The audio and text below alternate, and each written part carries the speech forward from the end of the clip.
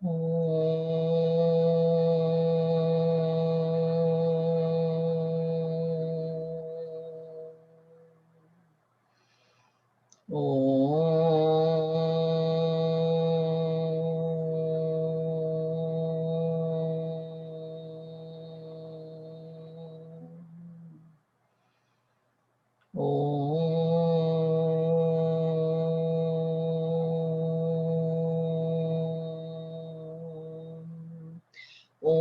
Brahmanandam Paramasukadam Kevalam Jnanamurtim Dvandvatitam Gagana Sadrisham Tattvamatsyaadilaksham Ekam Nityam Vimalamachalam Sarvadhi Sakshibhutam Bhavatitam Trigunarahitam Sadgurum Tam Namami.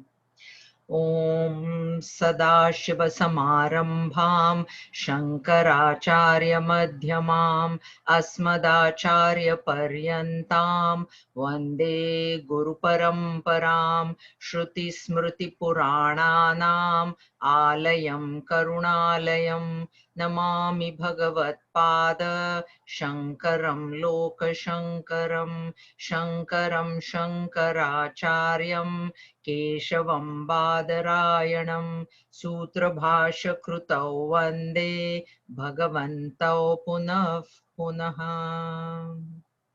Om Samasta Jana Kalyane Niratam Karunamayam Namami Chinmayam Devam Sadgurum Brahma Vidvaram Sadgurum Brahma Vidvaram. Om Sahana Vavatu Sahanao Bhunaktu Sahaviryam Karavavahai Tejasvinavadhitamastu ma vidvishavahai. Om Shanti Shanti Shanti. Harihi Om Shri Gurubhyo Namaha. Harihi Om.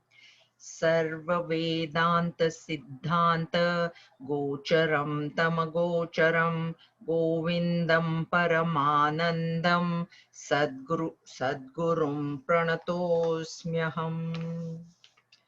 So last week we were seeing the conclusion of a topic where Bhagwan was Bhagwan was telling us that this moksha or mukti or liberation, which is the oneness between Jiva and Brahma, can only be obtained by knowledge, because the oneness is already there.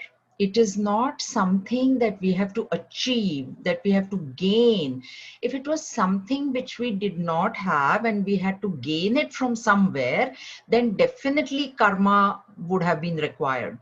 But because it is not something to be achieved or attained or obtained, I already am one with Brahman, but I don't know that. So it is ignorance which is keeping us away from this oneness.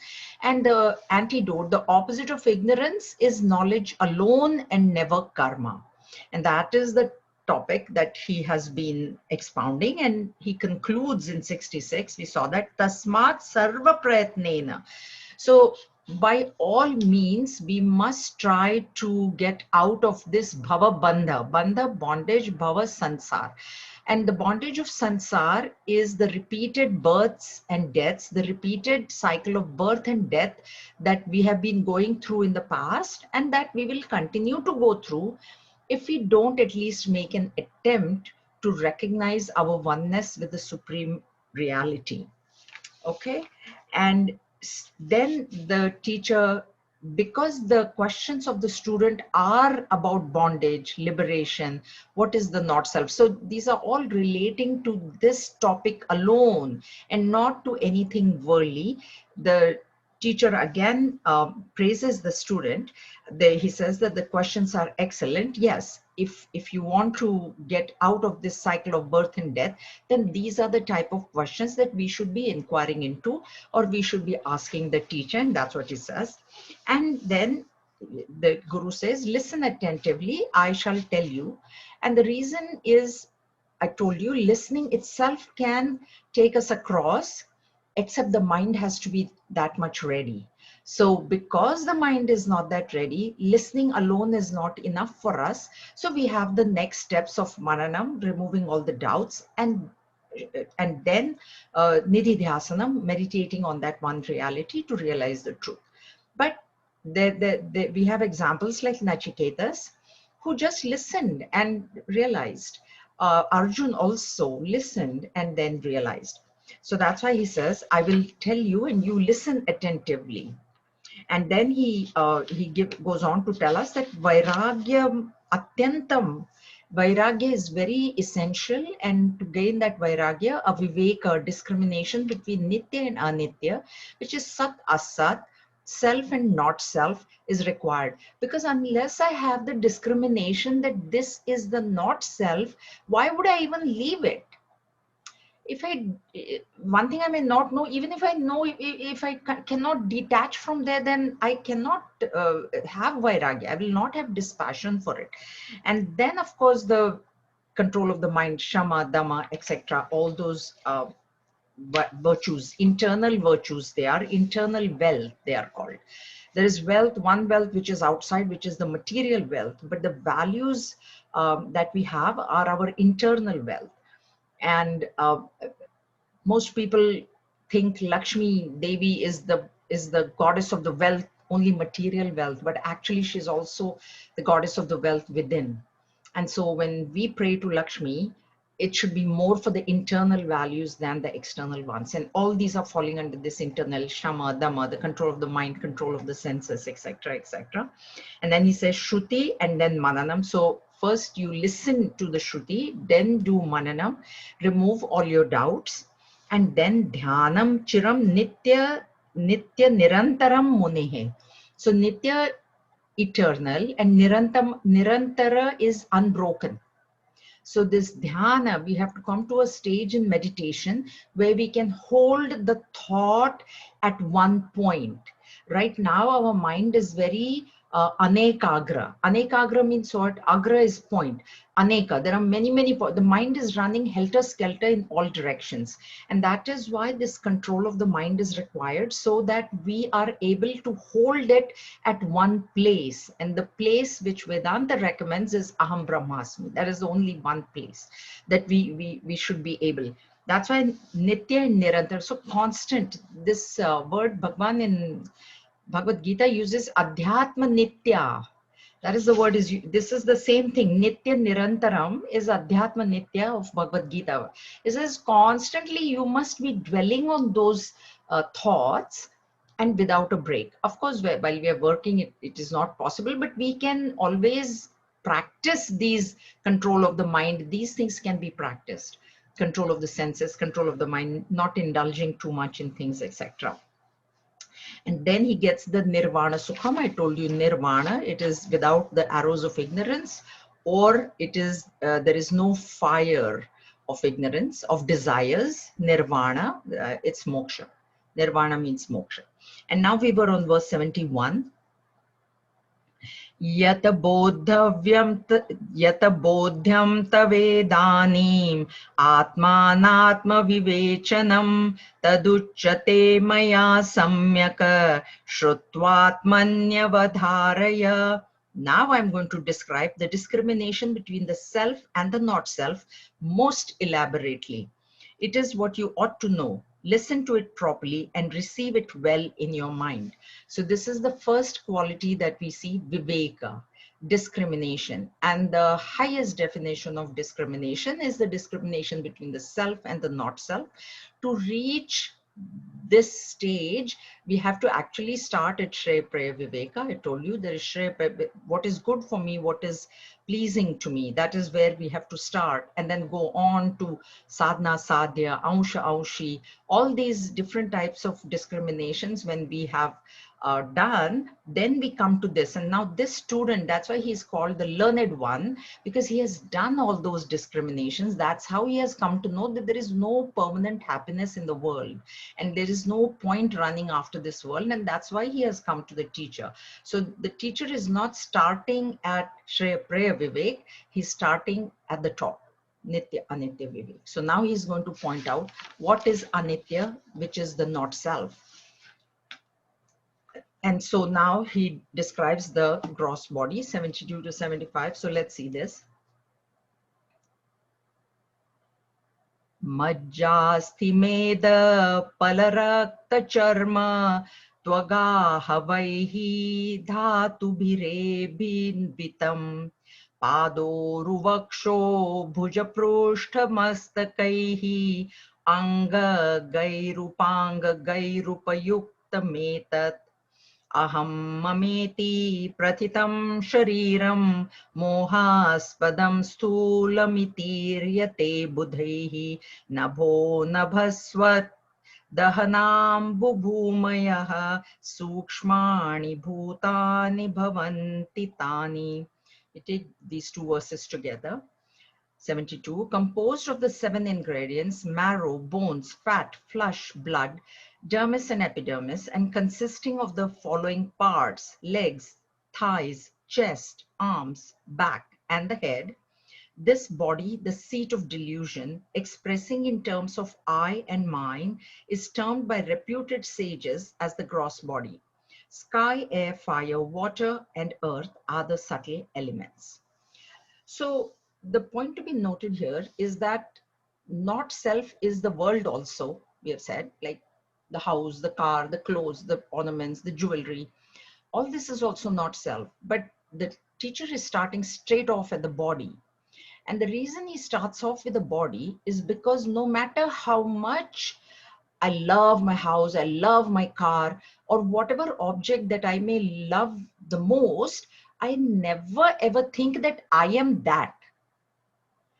That point has to be, no matter what it is, like even a child will not say that I am the car, I'm the toys, I am, whatever favorite thing we have. But when it comes to the body, which is actually also an object of perception, I have this feeling of me, this is I. That's why we start at the body, because other things, they are in, one thing we know they are inert, and the other thing is we never think ourselves to be that. I would never think I'm the computer. I would never think I'm the, the car or whatever. So it seems that there was this one person who thought that he was a rat. So he went to a psychiatrist. He said, you know what? I just feel that I'm a rat. So the psychiatrist said, okay, we'll have a few sessions and I'm sure I can cure you. Okay, fine. So a few sessions go by, and then one day he comes, he says, yes, I know I'm a man, I'm not a rat. And the doctor says, hey, look, you're cured, you can go, and done, treatment is done. So the man goes, and then just in a few minutes, he comes running back. And the doctor says, what's wrong? You were cured. He says, yeah, I know I am a man, but there is a cat outside. Does she know that I am a man? So the problem with the body is that I take it to be me. That is the problem. That's why this has started. The other thing also note, no matter how much I love whatever that is in my house, of course, my clothes I bought because I like shoes, jewelry, everything. God forbid, if there is a fire in the house, who's going to be the first one out? Clothes or me? I'm going to drop everything and I'm going to save my body and I'm going to run out. And that is why I have this mamatva, this attachment, this feeling that I am the body in the body. The feeling is only in the body. It is not in any other things. That's why when it comes to not self, Bhagavan Shankaracharya just starts at the body. This is where the problem is. And now he's describing to us what the body is. So in 72, I don't think I need to explain. Even if we are not a doctor, we know that that's what my body contains, right? Anybody has any objections? Epidermis, dermis, bone, marrow, blood, flesh, I can go on. Pus, fecal matter, urine. I can go on and on. I don't think anybody would object, right? So the 72 is right. And then there are the parts to the body. Chest is there, hands are there, legs are there. To tell us that there are parts, the parts can be cut. Remember that. And the supreme reality can never be cut, but the body can be. And that's why, that is one reason that body is the not self. All right. Now, aham mameti prathitam shariram, this body, the seat of delusion. Why is it the seat of delusion? Because I think I am the body. It need not be the seat of delusion. Actually, it can be a seat of knowledge. If I know, and if I'm very convinced that I'm not the body, it becomes a seat of knowledge, because we have only this one instrument. We only have one body, and we only have one mind and one intellect. And this body can, either I consider it as a temple of God, okay, or I consider it to be myself. So I have to actually consider it to be something other than me, but I don't. I have that sense of attachment in that. Mohaspadam sthula mitiriyate buddhaihi. So reputed stages, there's sthula sharira. This is known as sthula sharira in Sanskrit, or gross body. And it is made up of the 5 elements: space, air, fire, water, earth. These are the subtle elements. Think about it. Even if the body is rid of one of these elements, the body cannot survive. That's why we say, oh, you'll get dehydrated, drink lots of water, drink lots of water, right? So if water is removed from the body cannot. One only. We don't even have to have all 5 going away, just one. Or heat, which is a representation of fire. There is heat. The body has to be maintained at a certain temperature. That's why when people get lost in the snow, then we find a dead body there, right? Because if they get lost and they're there exposed to the snow, cold, so the heat element is gone. Space element, water element, whatever these sky, air, fire, water, and earth, these are the subtle elements, and we'll see how they become grossified. But any one of these elements, and we have all of this, right? We have water in the form of tears, urine is water, saliva is water. We have heat because the body is maintained at a certain temperature. We have space, our stomach rumbles when we are hungry, so there is space. Air, the pranas are there, breath is there, so that is air. And sky, air, fire, water, and earth is gandha tanmatra, so there the body has an odor is there. So that is coming from the earth. Okay.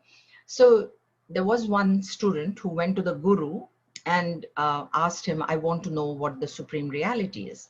And the guru said, it is something which you cannot see, which you cannot taste, which you cannot smell, which you cannot taste, which you cannot touch. So the disciple said, then there's no way that this supreme reality exists. And he says, I don't want to study under you, I'm going. So the guru says, sure, fine. But the guru was like a big big person like Swami Vivekananda. So when this puny disciple stood up to go, and then he, as protocol, he was doing pranams to the guru hit him hard on the back, like slapped him on the back, and the disciple said, oh my God, why did you do that? Now I'm in so much pain. So the guru said, show me your pain. Like, show you. He said, okay, then let me touch your pain. He says, I can't touch my pain. He said, okay, why don't I taste it? Let me taste your pain. He says, no, you can't taste my pain. Okay, let me smell it then at least. Pain is there, let me smell it. He says, no, you can't smell it. So he says, then there cannot be pain, no? Because supreme reality cannot be seen. And this I told you, and you said there's no, so pain also is not there. So the guru was the disciple was half smart. So he said, no, I think I will stay and study further this thing. So the body, and okay, it is not just human body, all bodies. So it includes animal body, plant body. If you analyze, it's exactly the same material. And all these materials are inert. Okay. And so what I'm doing is all these inert materials I'm taking to be myself. Okay, that is one thing, to take space. If I just say, are you space? You're going to say, no, I may be spaced out, but I'm not space. I'm not air. I'm not water. But all things put together, I am. Okay, that is one thing. But the other thing is, from this verse 72, if you say, are you the skin? No. Are you the blood? No. Are you the bone? No. Marrow? No. Fecal matter? Are you kidding me? Are you insulting me? No. But I am bone, plus marrow, plus blood, plus fecal matter, plus urine, plus skin, all that plus I am. But individually, I will never say that I am that. So idea is that to understand that this body is made out of inert material. It is inert and it is not me. I am something different from the body. And that's why this description of the body, gross body, has been given. What is the gross body? This gross body which I take to be myself, which I take, I have a sense of I in this body, is inert material. Later on in Vivekachudamani, when it comes again, Gurudev said a comment. He said it's actually a garbage bag, and then you take your lipstick and you put it, and eyeliner and makeup. So all you're doing makeup is to the garbage bag. It is a garbage bag, but you can convert it into a temple of God by having the right attitude towards it, by not abusing it, by using it to do good things, because through the body only good things can be done. Just as bad things can be done, good things also, we need the body to do good things. So if I engage in doing good things, if I engage in the good of the people, if I consider this body to be a servant of the Lord, and Gurudev also used to say, it's your slave. Treat it like your slave. So make it work day and night. Make it work. But we pamper ourselves. Oh, little this thing. I'm tired. I'm this. I'm that. Right? It's the body that is tired. You are never tired, but we pamper the body. That's why Guruji has given us, don't tamper with the body, don't pamper the body. Don't tamper with it either. Don't abuse it. Don't abuse. See, when we get, how do I know that I'm identified? If I'm upset by the changes that are happening in the body, then I am considering myself as the body, because changes happen in the computer, changes happen in the appliances. Every time I don't get upset, but when changes happen in the body, and they will, because that is the nature of the body to change, because it is the not self, and not self changes. That is the basic rule, that whatever is inert will change, will modify, and so the body will modify. And this is what is being said here. And now this, because he says sukshmani bhutani bhavanti tani, so this body, bhavanti is bhu bhavati, to come about. So this body has come about from the subtle elements. The subtle elements, the same 5 elements, they're known, when in subtle form, they're known as tanmatras. Okay, when you say tanmatra, then it's in subtle form, and then there is a grossification that happens. So that is what is being explained in the next verse. परस्परान् शैलमिलितानि भूत्वा स्थूलानि च स्थूलशरीरहेतवः मात्रास्तदीया विषया भवन्ति शब्दादयः पञ्चसुखाय भोक्तुः. Having united with parts of one another, they become gross and become the cause for the formation of the gross body. Their subtle essence constitutes the sense objects, 5 in number, such as sound, etc., which contribute to the enjoyment of the experiencer, the individual ego. Now here, if you see in your book, Panchikarana, or the process of pentamerous self-division and mutual combination, don't be frightened by that huge name. The simple name for that is potluck, which all of you will understand. So everybody understands potluck lunch or dinner? Okay, so let's explain that with the potluck example. So there are 5 friends, 5 of you decide to go for a picnic. You know, now you have to go meet outdoors and maintain your social distance and everything, and that's possible in a garden. So 5 of you decide, and then of course there has to be food, otherwise what's a picnic? So one person is asked to bring 5 rotis. One person is asked to bring rice for 5 people.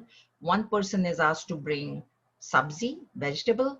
One person is asked to bring dal, and one person is asked to bring raita, which is enough for 5 people. So when the 5 people go there, one person has only made 5 rotis. So what this person does is keeps 1 roti for herself or himself and gives 1 each 4 to the other 4. You get the idea of potluck, right? Then there is enough rice for 5 people. So one portion, 1/5 portion is kept for this person who made the rice, and the 4 portions are distributed. One portion of sabzi is kept, 4 portions are distributed. Raita is and dal is. So now what is happening is all 5 of them have a complete meal. So there is one roti, there is rice, there is raita, there is sabzi, and there is dal. So each one has this full meal. Okay, that is what is happening in the subtle elements. So you have this picture in your book. It's on page 108. This picture in your book, everybody has. Okay, so if you look at the top line, stage 1, ether, air, fire, water, earth. Ether is space, huh? Sky, akasha, sky, ether. This is all same thing. They are in their subtle form and they are complete whole. See, there is this one whole. Like, okay. And in stage 2, they divide into 2. You saw it becomes half, half, half, right? And in the third line, they separate. So it's like the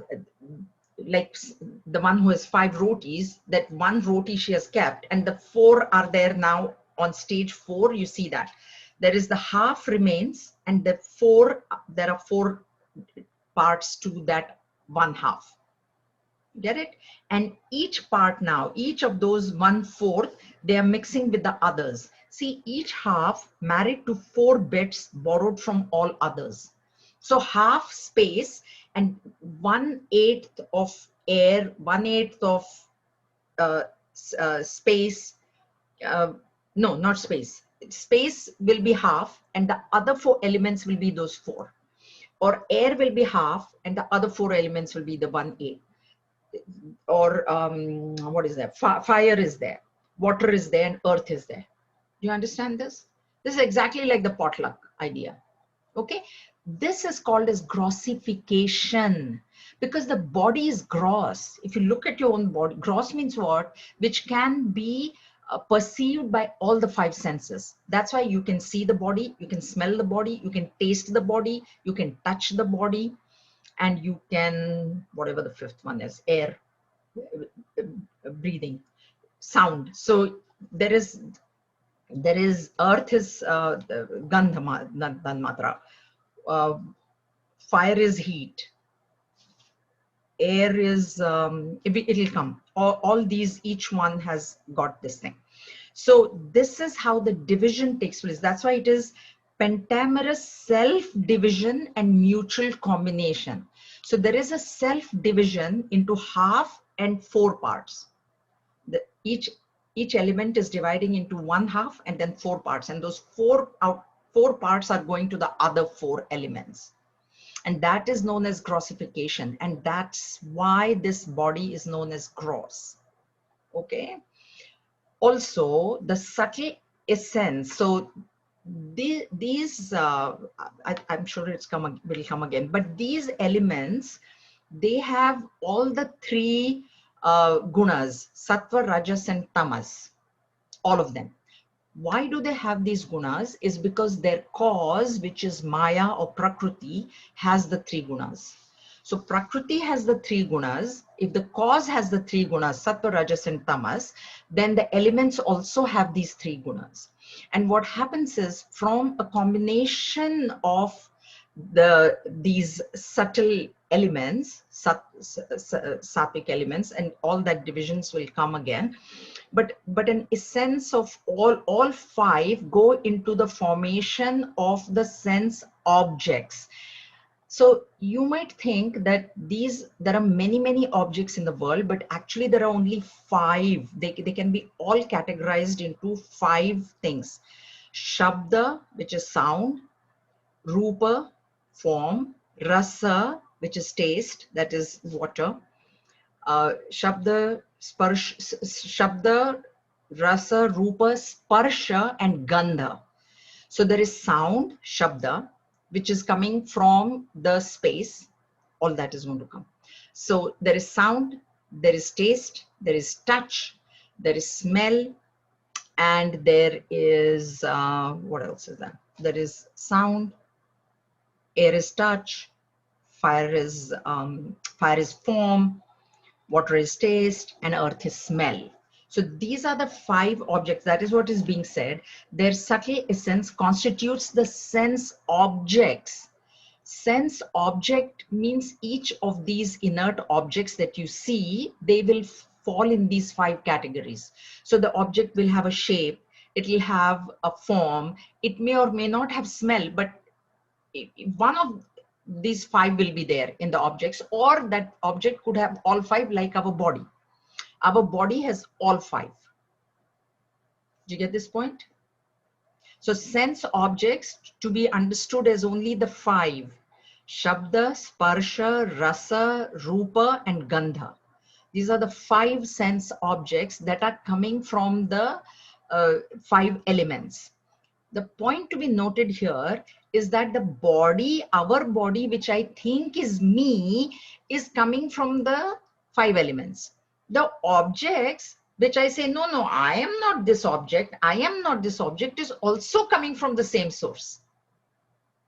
There is no different source for the objects. And that is why we say that please understand that your own body is also like that object, because it has come from the same cause. This is the hard part. People can't get this thing, that I cannot be the body. It's actually not that I am not the body. How can I be the body? Because this computer has come from the same elements, and this body has come from the same elements, and this body is me, but computer is not me. Either I have to take ownership of everything. I'm the computer, I'm the scanner, I'm the book, I'm the this, everything. Or I say I'm not the body. Because they both come from the same. That's why they're both objects. Body is an object. This is what is being said. 5 in numbers such as sound, etc. This is going to explain all that, which contribute to the enjoyment of the experiencer. Now these 5 objects that have also come from the elements, the 5 elements, they are enjoyed by whom? Are they enjoyed by the body, by the gross body? No, gross body is not enjoying. If the TV were to be on and the person is sleeping, is he enjoying the TV? Even if the TV is on or music is on or whatever is on, he's not enjoying it. So it is there is an experiencer inside this body, an enjoyer inside the body, whom we will then later on call as jiva or ego. Because of the presence of whom this body appears to be alive, even though it is actually inert, which is an object. All objects are inert. They've come from inert material. So they are inert. Is everybody on the same page here? Everybody is, or is somebody confused? No? Very good. Mohini, Sati. Right. Everybody okay? Lakshmi? Leela? Yes, Madhuri, you have a question? Yes, if we are saying that there are 5 elements from ourselves and then 5 elements from the object, so it doubles it. No. I'm not saying it is from, what I'm saying is that the objects also have come from the 5 elements, and we also have come from the 5 elements. We means this body. Yes, that is understood. Doubles it means what? What do you mean by? Means that when you're saying the enjoyer and the self are there, so that means that things is to be doubled in confusion, or it is to be clear.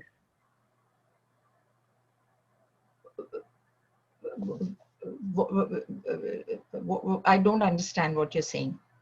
I'm saying that when you have 5 elements from the object and 5 elements from yourself. Gross right? body, yeah, is made Gross up. body. The And experiencer is not coming from the 5 elements. That's the question. Where is it coming from? That then? you have to understand. That's why the experiencer is different than the body. It has not come from the 5 elements. Otherwise, there would be, experience also would be an object. Experiencer would be an object. Mhm. Anything that has come from the five elements is an object. Body has come from the five elements, it is an object. Why is the body there? The body is the counter for enjoyment. Can I enjoy anything without my body? Can I see a movie without my eyes? Can I eat something without my body? No. But is the body enjoying that food, or is my mind enjoying it? My mind is saying, in general terms, I'm telling you that I don't like this food, I like this. I don't like this movie, I like this. So the mind also is an object. So, Mhm. but to understand, so the jiva which is there, that is saying this, is different from the body. That Okay. part we have difficulty in understanding. The Yes. jiva is saying, I am the body. That's why this Mhm. is being explained to this much, to this level. That this body is made out of the elements. Please remember. And what is this body? This body is all these things that he has described. Yeah, Okay. Ji. So, Uh, okay. So, if we consider Tripti, that, 1 minute. okay, Tripti, Sujata has got a okay. question. If the body is also inert, it's made out of inert, it's like, basically it's an inert material. So what is it that is the difference between living and non-living? It'll come. It's the jiva. Jiva, the experiencer which is there, is not there in the inert objects. So that gives life to the living beings? That gives life to the living beings. The experiencer is the one that is giving life to the living beings, and it is not there in the inert bodies. It will come inert material because they don't have the subtle body. They don't have a mind. It'll come later. It'll come later. But that is the experiencer is what is giving life to the body. And when the experiencer leaves the body, we call it a dead body. Can I When just the ask? experiencer leaves, where does it go? What happens to that Doesn't experience? matter. It'll come in the later. Okay. It's Thank too you. early right now. Yes, Tripti, you had a question. Yeah, I was asking if the five elements that we are talking about, we usually connect it with the five senses that we have. So then the mind and the intellect is separate from the five senses. Mind and intellect is separate, means mind is the controller of the senses. Yeah, but then does that also come from the Five five elements? elements? Yes. Okay. Okay. Yes. That's why mind also is an object. Okay. Yes. Arun, you had a question.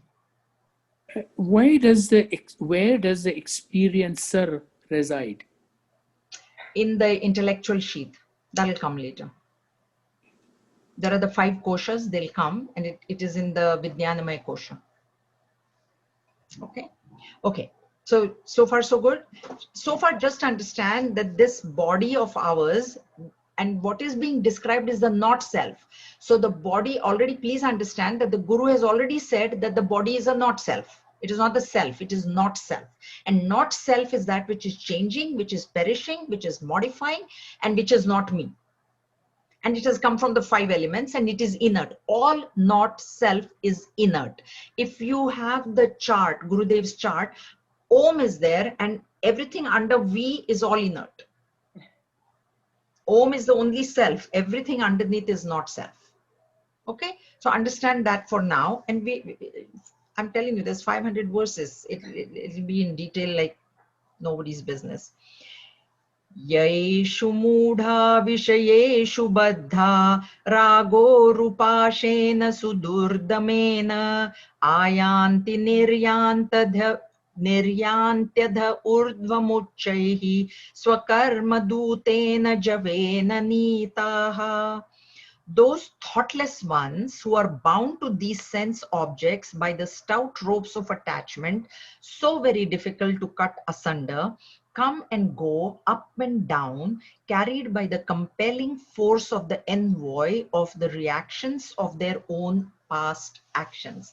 So here is the theory of rebirth, going through the cycle of birth and death. Because bondage, one question is, what is bondage? And I also told you, physically there is absolutely no bondage that there is. If all of us are sitting free, we can go anywhere, etc. What the bondage is that when I die, when this body dies, I never die. When the body will die, it the I will take birth in another body. The experiencer that we talked about the body will die, the experiencer will not die, and that experiencer will come back in another body. And that is the bondage. Now, how does that experiencer come to get another body? Is Eshu Mudha Vishayeshu Baddha. Vishaya is these objects. These sense objects, which are only 5 in number, like I told you, means any object will fall under one of these categories, is so much attached to that object that he will go on doing actions to obtain that, either to obtain the object if he likes it, or to keep running away from that object if he doesn't like it. Both are attachments. There is a attachment towards it and an attachment away from it. Like, I want to get away from this. So both of these reactions are tying this experiencer, the jiva, we can call it the jiva, to this cycle of birth and death. Because what happens is, there is a desire, a karma is performed to fulfill that desire. The law of karma dictates, it's like law of gravity. You throw something in the air, it is going to come down. There is no ifs and buts about it. It doesn't matter which part of the earth you are standing on. You throw something in the air, up in the air, it will come down. Like that, karma, you do a karma, there will be a result. That result has to be experienced by the one who has done it. The result cannot be experienced by somebody else. So what happens is, these results can be immediate or they can be long-term. Now, the immediate results you will see immediately, whereas the long-term results, they stay in subtle form, and to exhaust those results, the jiva has to take birth in some body. And here some people have a misconception that once I come in the human body, I will not go down. And that is absolutely incorrect. Bhagavad Gita will say the same thing. Kathopanishad will say the same thing. And here Bhagwan Shankaracharya is saying, the Urdhva Muchya, the come and go, up and down. This up and down means he can either go into Devaloka, so go up, or he can go down into animal body, plant body, and even in a stone body. So depending on the type of actions that this jiva does, determines what his next birth is going to be. The birth that we have today has already been determined by what we have done in the past. Now, whatever that we have done in the past, we have got this human birth. Therefore, he started off saying this birth is very rare. Now, we are very fortunate that whatever we did in the past, we did something good, and now we got a human birth. That's why he's saying now don't waste it, because from human you can go down. People think from human birth I will not go down. That is wrong. That is incorrect thinking. So the fall is possible and rise is possible. But the problem with rise is you can go to the higher yonis. Yoni is a womb. Higher yoni is what Devloka, Gandharva Loka, Kinnara Loka, Brahma Loka is the highest. You can go up, but there is no liberation from those wombs. There is no liberation from there. So what happens is you go up because of your merits, and when your merits are finished, you come back into the mortal world. You come back. So it is only in this birth, in human birth, in the mortal world, that liberation is possible. There is no liberation in animal birth. There is no liberation in Devaloka. You know, you can become Indra, you can become a denizen of the heaven, but there is no liberation from there. So you are still bound. You are still bound. That's why later on it will come. People think I'm doing all good actions and all that, but even good actions bind. Bind what? Because you're going to come in a better birth, but you're still bound. You're still bound. And that is what this is. Swakarma dutena javena nitaha. Nita, this nita word, nayati. It is coming from ni nayati. Ni is to lead. Therefore, this nrupa word is there for king in Sanskrit. Nrupa, it comes from ni nayati. Nayati is to lead. So nita means what is leading our cycle of life is our karma. Swakarma dutena. Swakarma, my own karma. That's why when something bad happens to me, I must never play the blame game. Please understand that that experience, bad experience or good experience, has come because of something that I have only done in the past. Because this law is, it's an unfallible law. It's not like I will do bad and then somebody else will get the result of it. It can't. That's why Ishvara is Sarva Shaktiman. He knows which jiva has done what action, which jiva deserves what type of a body, which jiva deserves what type of a womb. And that's why our birth is a forced birth. Force means what? Forced by what? Forced by my own karmas. My own karmas dictate what birth I'm going to get, what experience I'm going to have, what length of life I'm going to have. These three things are determined at birth. So that's why swakarma dutena javena nitaha. Swakarma, remember that. Swakarma, your own karmas. Yes, Moini, you have a question? Yeah, I have something to say. There is nothing wrong if we keep getting birth every time, getting better and better. But in my opinion, as I have been reading and thinking, and it seems that ultimate goal of birth, human birth, is to merge with the self. But that is up to you, right? So if I want to come to this life again and again with my good actions, most likely I will be getting good birth and or even same birth in a human form. But as long as I don't go down, that's fine. It's up to you. That's your opinion. Yeah. If you want to remain in bondage, basically you're saying I want to remain in prison. Okay, fine, theek hai, stay there. Yeah, but you will not feel prison unless somebody tells you you are in prison. That's why we are telling you right now, na? I don't accept it. Shout, why 600, why 500? I will say I will not accept it anyway. Trouble, why do you think the religious masters have taken the trouble of writing all this? They would have said, chodo inko, jaane do, marne do. So this they is have compassion. It's up to us. It's your opinion. You want to stay in this, hey, be my guest. Be my guest. Okay? So those who don't want to stay in this, then you have to practice this. So this has this ultimate thing or the highest thing has come from Vedas, Upanishads, or whatever. Shruti. Shruti. It has come from there, and that's what we are supposed to strive for. That's what. As long as if we don't want. It's up to you. Yeah. Okay. Up to you. That's it. Yeah. Okay. Now, man bound. This is what he's talking about bondage now. Shabda dibi pancha bireva pancha panchatvamapu swagunena baddhaha kuranga matanga patangamina branganga narpancha biranchitakim. This is a very famous, often quoted example, verse in this text. The deer, the elephant, the moth, the fish, and the honeybee, these five are annihilated because of their slavery to one or the other of the senses, such as sound, etc., through their own attachment. What then is the condition of a man who is attached to all these five? This is your answer, Mohini.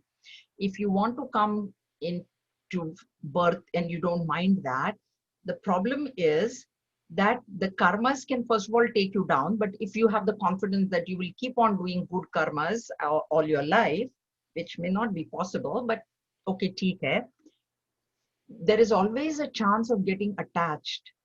And when you get attached, that is going to be your downfall. And therefore he gives the examples of these animals. See, each animal is attached to only one thing. Out of the five sense objects, each animal is attached to only one thing. The deer is always fascinated by the melodious sound. The elephant, especially in the mating season, become extremely attached to the sense of touch. Okay, the moth is enchanted by form because the moth goes and jumps into the flame, which is in Bollywood movies, that's a great thing. Attracted by the brilliance. The fish is ravenously hungry, so he goes for the bait. And then the honeybee, attracted by the fragrant smell of flowers, will go deep down. This is what they say about the lotus. The bee goes inside and gets so much attached, so much involved in that nectar, that at night when the lotus closes, the bee cannot come out. This is what, now think about it. Each animal has got attachment to only one sense object. We have attachment to all five. Now what is happening to us if we let them loose? If we let our senses loose, I'll do whatever I want to do. I feel like doing this, so I'll do this. I feel like doing that. I am going to get destroyed. I am going to get destroyed. We'll be talking about the chariot metaphor on Sunday. There are these 4 horses which are like the senses. If each horse goes in its own direction, what will happen to the chariot? What will happen to the chariot? Will the chariot ever survive? So same thing with our sense organs. These sense organs are cursed to go outside. They cannot look inside. They will only look at the outside world. And if we don't control them, if we do not control them, they are going to be running in all directions, and that is going to be our downfall. So that's why Bhagwan gives this is very, very often quoted in other texts, that each animal has got one attachment, and this is what is happening to them. So that is why when we indulge, when we engage in the world, we must be careful. We must be careful of not getting attached, and we must not indulge. Of course, if you want to keep getting birth, and the thing is, we will get attached to something. We have the story of Jada Bharata in Bhagavad, where he gets attached to a deer. He comes back as a deer, and he was very high. What will happen to us? We are nowhere. Raja Bharat had a lot of punya. That's why he, in his birth as a deer, he remembered all the sadhanas that he had done. And he realized his mistake, that he got attached to the deer at the last moment. And that's why he took birth as a deer, because that's all he kept thinking of at the very end. And he came as a deer. So that's why we must never wish that. It's like a prisoner saying, I don't mind this prison. I want to stay in this prison. So we must not wish that way. Okay. I will stop here if there are any questions. Everybody okay? Shall I go one more verse? No questions? दोषेण तीव्रो विषयः कृष्ण सर्प विषादपि विषं निहन्ति भोक्तारं द्रष्टारं चक्षुषाप्ययम्. Sense objects are even more venomous in their tragic effects than cobra poison. Poison is fatal to one who swallows it, but the sense objects kill him who even looks at them with his eyes. How severe instruction he has given, as Bhagwan. That's why it is Vivekachudamani. It is the crest jewel of discrimination. That's why he's hammering this. And that's why when we are reading this, it's if we say that I want to remain in this birth only, then Bhagwan Shankaracharya is going to go like this. Why did I write this 600 verses? So for those who want to get out, this discrimination is extremely essential. And the discrimination you will do only when you come to know what it is. We don't know the bliss of the self. We are not aware of how great it is. And that's why we don't, because we see the world and the world glitters for us. And we feel little happy, this got, we got, that we got, we feel happy. But it's like an ocean. Bhagavad Gita in the 2nd chapter says it is like an ocean. Like there is water up above, everywhere there is like just whole surrounded by bliss, as opposed to these little glitters. It's like putting your finger in a socket. So you get a shock. Then you a little pleasure, then you put it in another socket, little pleasure, and we are happy with that. So that's why he says that, it's even like Krishna Sarpam is cobra, like cobra bites you, you'll die only once. these sense organs will be biting you all the time. Means they will bother you. They will, when they are attached, all you can think of is that only. You can't think of anything else other than that attachment. And that's why he says you have to be very, very, very careful. All right, go ahead. Vishayasha महापाशाद्यो विमुक्त सुदुष्त्यजात् स एव कल्पते मुक्तये नान्य षट्शास्त्र वेद्यपि. He who has liberated himself from the terrible bonds of desires for sense objects, indeed very difficult to renounce, is alone fit for liberation. None else, even if he is well versed in all the 6 schools of philosophy. So once again, we come back to this saying that this, even in Bhagavad Gita, he says this Asha Pasha. You know, there's a rocket which is going to be launched onto the space, into moon. It is tied by these ropes to the earth, to the ground. And unless those ropes are snapped, the rocket cannot take off.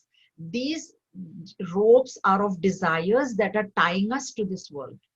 So the attachment is causing this desire to enjoy, and this is what is tying us to this sansar.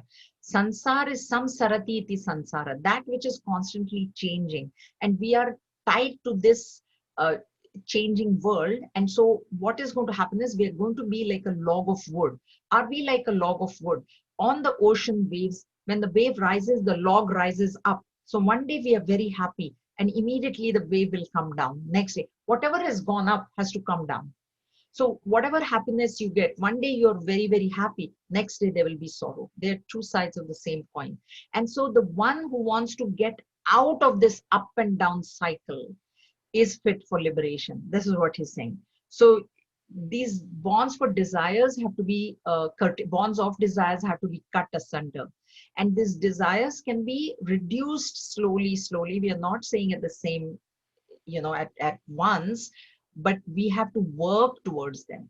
So at least we do not say that I'm happy in this birth, because this is what Shastra is telling us. See, we don't know. We don't know how many births we have gone through and what, right? And also the other problem is that I will do good in this birth and I will get a better birth next time.